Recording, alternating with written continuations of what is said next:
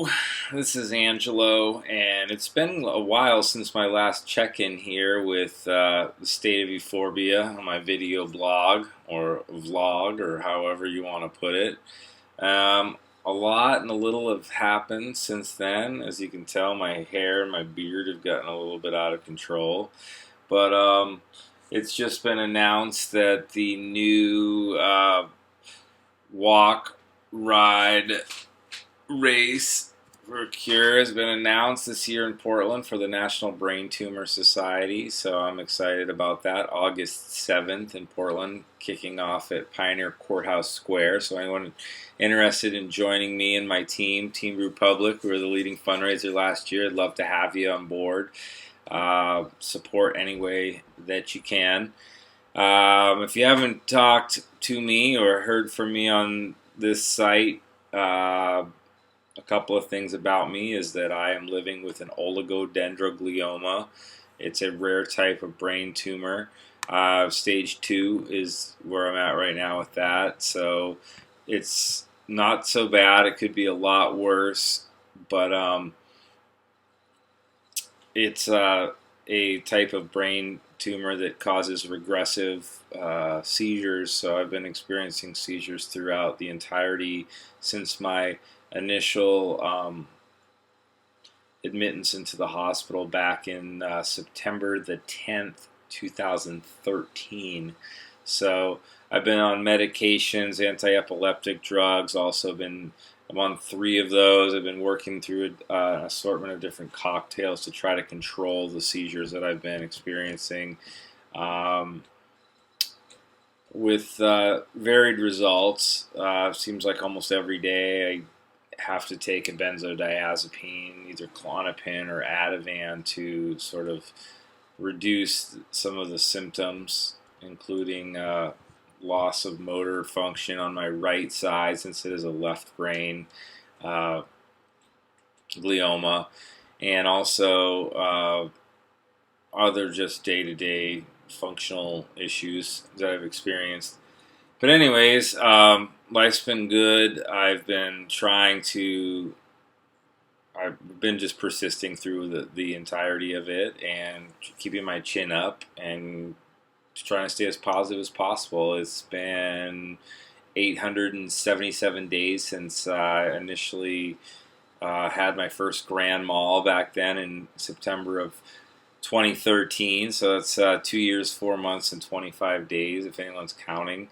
And just keep plugging away, looking for a cure, hoping for a cure. I've been consulting with radiologists and, chemotherapy, oncologists, I guess as a term, working with my neurologist, which I need to talk to soon, of different panels of blood work that I get done to see how I'm reacting to different medications. Right now I'm on Keppra, also known as levetiracetam, taking Depakote, also known as divalproic acid, and I'm also on oxcarbazepine, also known as triliptal. So working through all these different things, I guess, for lack of better words. I've also been using a high CBD cannabis oil extract and some Rick Simpson oil, which is a tar extracted from the cannabis plant, but it's a very low THC and high CBD, which these are different types of cannabinoids. The CBD is more of a body and less of a psychoactive substance, and it's the cannabinoid known for helping with seizures. There's been some evidence that it is helping, so I noticed right off the bat when I started with it that I was having some positive results. So still plugging away at that, and let's see what else is going on my day-to-day. I'll give you a few updates. I was back in Massachusetts visiting my mother for the Christmas holidays. I was there for 3 weeks, got to spend some quality time with my mom, Jean, and that was great. She's been on the show here before. You can check some of those past episodes here of State of Euphorbia and see what's up with Mom. My friend Sophie will be coming to town soon. Looking forward to seeing her again. She's always been a huge advocate of myself and has marched with me for last year's National Brain Tumor Society walk. All right, what else is going on? A few bad luck things have happened to me. Nothing major, nothing like life-threatening. I've had my car ignition attempted to be broken into. Someone tried to hotwire my car, destroyed it. The ignition cost me over $500 to repair. I'm not really driving a lot these days because of my condition, so I'm very careful about, getting on the road and keeping my driving to a minimum. I've never had any issues thus far with any driving because of my epilepsy, but my epilepsy is pretty well controlled these days. So I get a good sense of how that's going. Day after my car was broken into, I dropped my laptop, which I'm recording this on. You can't really see, but I cracked the screen. This is a MacBook Pro, and that was unfortunate because the computer was $1,500 when I bought it late 2014, and according to Apple and a few others, it's more than half of the cost of the computer to replace the portion, which is the top monitor camera portion that flips up. So just some financial issues, a little struggle, but pushing on. Very thankful for what I do have. Keeping it very healthy. Actually, one thing that I've changed up considerably is I've been keeping a journal, keeping track of seizure activity, benzodiazepine usage, day-to-day activity, and also on top of that, keeping track of my cannabinoid usage.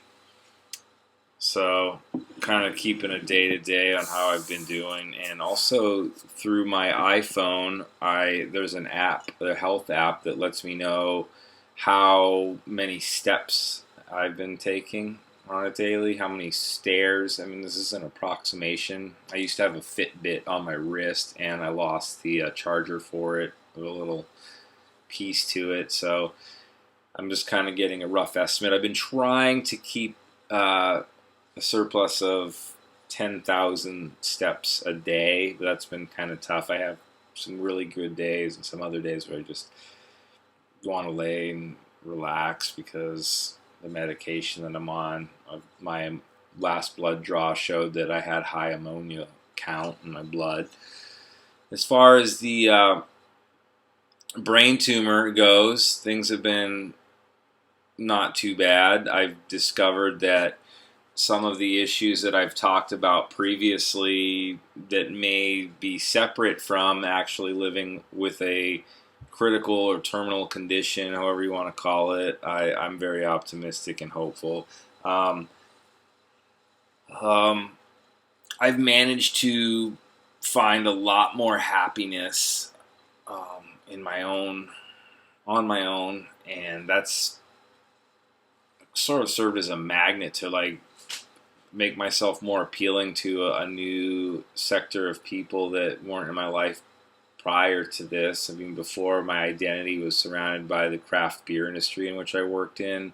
Still involved in that in a small capacity with my friend Sean over at the Beer Mongers, and also doing some work with Good Life Brewing.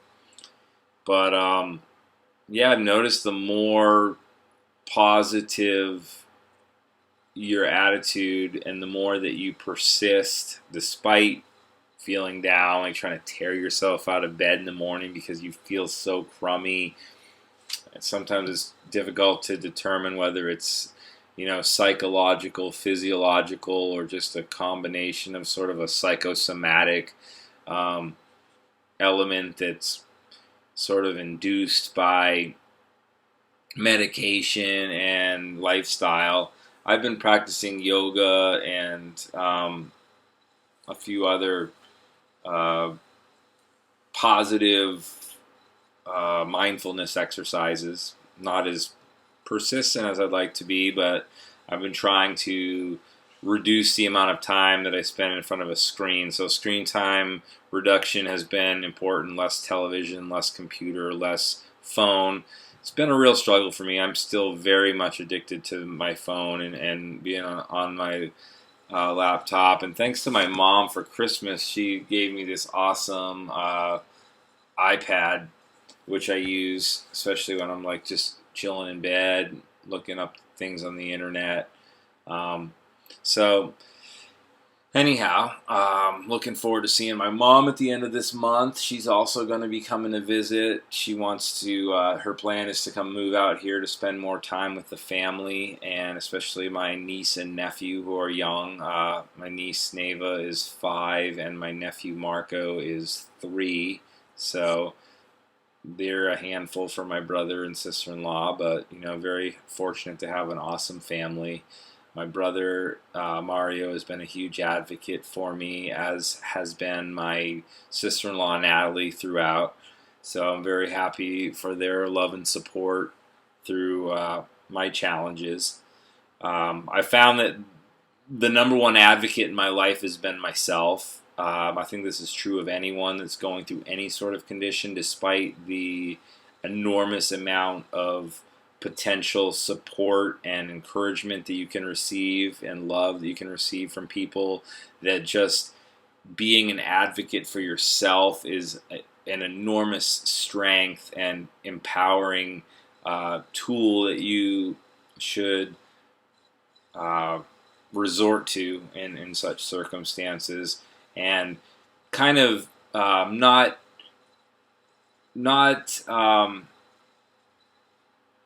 well, I'm trying to figure a way of putting this. Not ever putting limits on yourself, but by the same token, knowing your limitations. So it's a fine balance between knowing that you might not be the same person that you were before, knowing that you have some limitations, accepting those limitations, and still loving yourself and still maintaining a positive mental approach to a day-to-day activity. But by the same token, don't think that you're just stuck at that level. Always have optimism for growth and for becoming a better, stronger, more productive person. And I think having this attitude and being honest about who you are, your expectations, and having more self-confidence will attract more people to your life, and will attract the right people for you into your life. And that's what I've discovered through a lot of this. So I feel in a good place. It's tough to get up and out of bed a lot because of meds, like I mentioned, but taking everything in stride, and I'm very much looking forward to the warmer and more daylit days to come, I guess. So February, the month that we're in right now, today's February the 3rd, we're looking at more daylight hours and an increase in more daylight hours per day than we see at any other month throughout the year. My mom reminds me of this. The light that is illuminating me right now is a negative ionization light that's used for seasonal effectiveness disorder, or what you want to call it. It's an ultraviolet light that's good for making you feel positive. And I mean, there's nothing quite as good as getting outdoors and getting moving around, and sometimes just getting the motivation to get the motivation to get the motivation to get your ass outside and do things is so key. I like to start my day with a nice spicy turmeric, ginger, garlic, onion, and other spicy water. Put a little black ground pepper in there and some coconut oil, and really gets the digestion moving and gets you going. I don't touch caffeine. I haven't for a while. with the exception of a little bit of chocolate here and again. And this is a real spicy meatball. Whew! Because I put some habanero and some fresh garlic and ginger and pepper in there yesterday. So I don't want to digress too much today. I just wanted to give you this update about how things are going. I've also learned to not put too much stock in vicarious enterprises. I've always been a huge sports fan. As you can tell by the banners behind me, I've always been a huge Red Sox and Patriots and Celtics and Bruins fan. And, you know, putting the weighing my happiness based on a scale of what these like millionaires do is not something that I think is necessarily healthy. It's just taking it in for the enjoyment of the sport, and then if they don't win, they don't win. Just keep on plugging away because that's life, you know. You've got your own life to live, and you've got to enjoy it. You can't just make what's on TV or outside uncontrollable factors decide your happiness and the fate of your life. So, all that being said, this is me, Angelo, checking in with you with my Oligodendroglioma day number 877. It's really nice to be here with you today, and thank you for subscribing to State of Euphorbia. You can also follow me on Twitter at stateoeuphorbia.com, and thanks for coming to my website. And that's about it. Thanks again, and hope to talk to you soon. Peace.